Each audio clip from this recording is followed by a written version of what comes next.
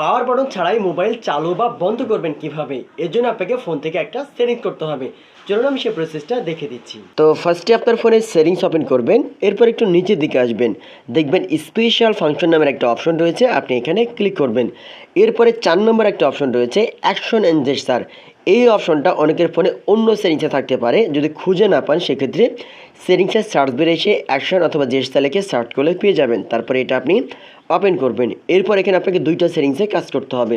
প্রথম অপশন হচ্ছে ট্যাপিং ওয়েক, আপনি এটা ওপেন করবেন। ওপেন করার পরে এটা যদি অফ করা থাকে অন করবেন, তাহলে যেটা হবে পাওয়ার বটন সুইচ ছাড়াই আপনি জাস্ট স্ক্রিনের উপর ডাবল টাচ করা মাত্র স্ক্রিন অন হবে, আবার ডাবল টাচ করলে অফ হয়ে যাবে। আপনাকে আলাদাভাবে পাওয়ার বটন সুইচ ইউজ করতে হবে না। এরপর এখান থেকে ব্যাক করবেন। ব্যাক করার পরে লাস্টে একটা অপশন রয়েছে স্মার্ট স্ক্রিন অন, আপনি এটা ওপেন করবেন। এরপর এটা যদি অফ করা থাকে এটা আপনি এখান থেকে অন করবেন, তাহলে যেটা হবে আপনার ফোনটা হাতে নিলে স্ক্রিন অন হবে, আবার রেখে দিলে স্ক্রিন অফ হয়ে যাবে। আপনাকে আলাদাভাবে পাওয়ার বাটন সুইচ ব্যবহার করতে হবে না, আপনার পাওয়ার বাটন সুইচ আর নষ্ট হবে না। সেভাবে খুব সহজেই আপনি পাওয়ার বাটন সুইচ ছাড়াই ফোন চালু বা বন্ধ বা স্ক্রিন অন অফ করতে পারবেন।